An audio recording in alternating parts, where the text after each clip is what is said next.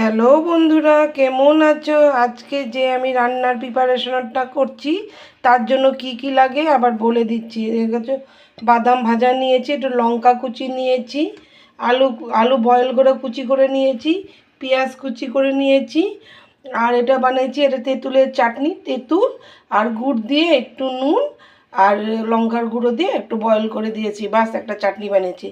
আর ধনেপাতা কুচি আর tomato sauce আর মটর boil করে, মটর হলুদ গুঁড়ো আর লঙ্কা গুঁড়ো দিয়ে একটু মটর বয়েল করে নিয়ে, আর ময়দাতে নিয়েছি একটু রিফাইন অয়েল, আজওয়াইন আর কালো জিরে দিয়ে একটু নর্মাল ওয়াটার দিয়ে একটা ডো বানিয়ে নিয়েছি। আটাটা এটা নিয়েছি ময়দাটা দিয়ে এটা ডো বানিয়ে নিচ্ছি, ময়দা মেখে নিচ্ছি।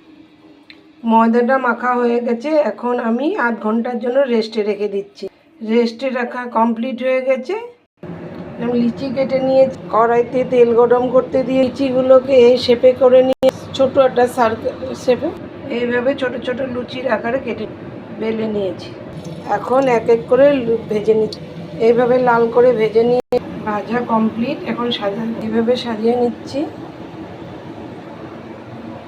তার উপর আলু দিয়ে মটর বয়েলগুলো দিয়েছি, তার উপর পেঁয়াজ কুচি দিয়ে বাদাম আলু কুচি আর ধনেপাতা দিয়ে আর লঙ্কা কুচি দিয়ে পুরো রেডি আমার বাড়িতে বানানো পাপড়ি চাট। আমাদের দেশে পাপড়ি চাটে আমরা মটর বয়েল দিই, কিন্তু কলকাতাতে দেওয়া হয় না।